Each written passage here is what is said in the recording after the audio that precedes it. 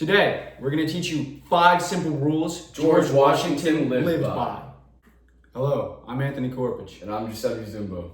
We're going to teach you how you can apply his rules that made him successful into your life and into the real world. The first rule we're going to talk about today is rule number 22. Show not yourself glad at the misfortune of another, though he were your enemy. Now, why does this matter today? Social media thrives on cancel culture, public figures, and call-outs. In this world, you have to understand, we don't all have enemies. The way you look at someone is the way they will look back at you. The way you look at an object is the way the object will look back at you.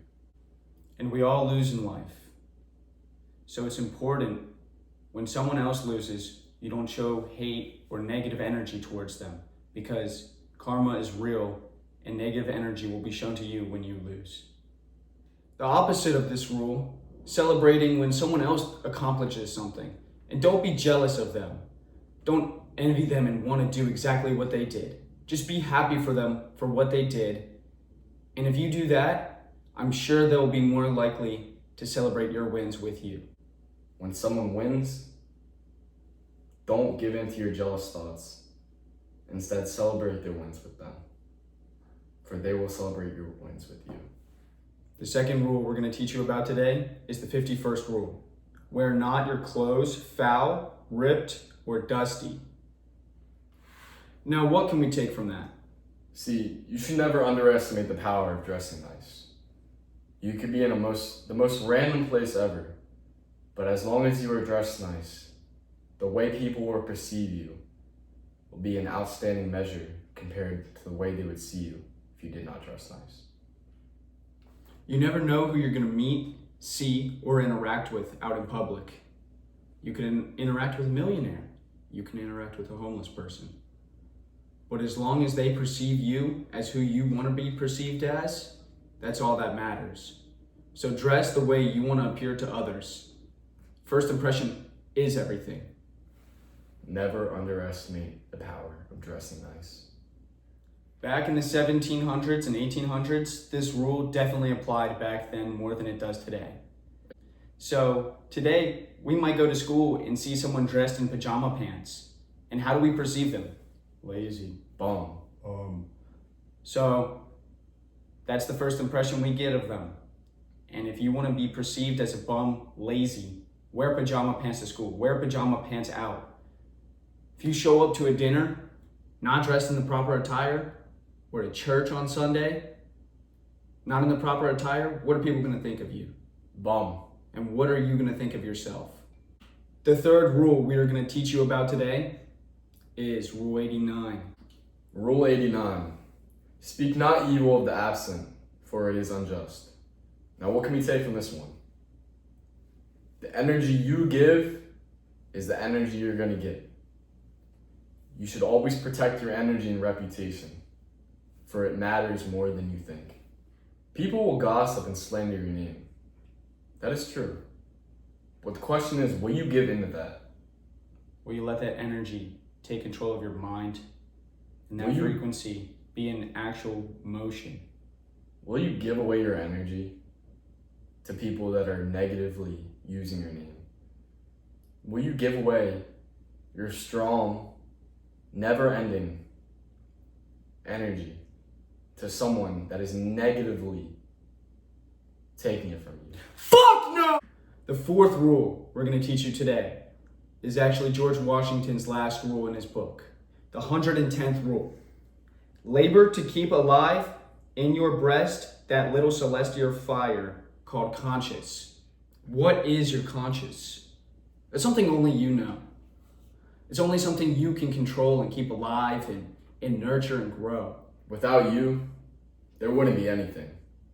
You need to realize that you are one with God. You're here for a reason. You're sent on a mission.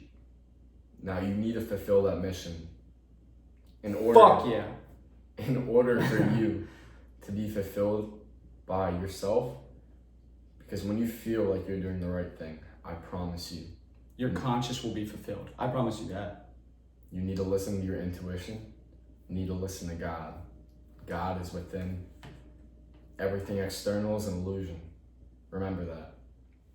Your inner peace, think of it as flowers.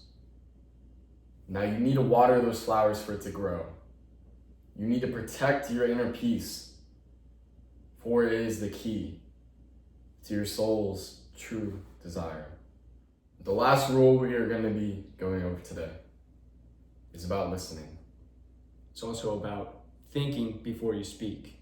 These two are interconnected, 73 and 74. Think before you speak. And 74, when another person speaks, be attentive yourself. These rules are so fucking important because if you don't listen to what other person's saying and you're thinking, oh my God, what should I say next? You're not listening. You're only thinking about yourself. You never know what wisdom you might come across when you listen to others. No matter how young or old they are, there's always hidden wisdom in every single sentence a person speaks to you. No matter how you perceive them, there is always hidden wisdom within the words of others. When you listen to someone, you actually perceive and start to understand a sympathetic way how they feel. And if you're able to do that, you're able to respond to them and actually have a conversation. Attentively. You haven't had a conversation in a year because you think before you're gonna respond to what someone says. You think about what you're gonna say. You react to what they're saying. You're not responding, you're reacting. You're focused on instant gratification instead of delayed gratification. Instant gratification is reacting. Delayed gratification is responding. For you to get far in life, you need to respond. And to respond is by listening, then thinking of what to say before you say it. We talk about ability and responsibility. What is responsibility? Let's think about it. You break it down. Your ability to respond. If you're not responsible, you're not able to respond to people who's talking to you. And that's why you're still immature. Now, George Washington taught us the keys to life. And this is why he was the first president of the United States. This is why 300 years, he is still one of the most respected people in our country. It's plain and simple. At age 14, he wrote this book of 110 rules. Now, I don't care how old you are. I want you to get off your phone and actually go do something with your life today. You'll be intellectually fulfilled and your conscience will be fulfilled. When you go to sleep tonight, you'll be able to sleep and you'll be proud of yourself. To be proud of yourself is to be proud of God, and to be proud of God is to be fulfilled. Amen.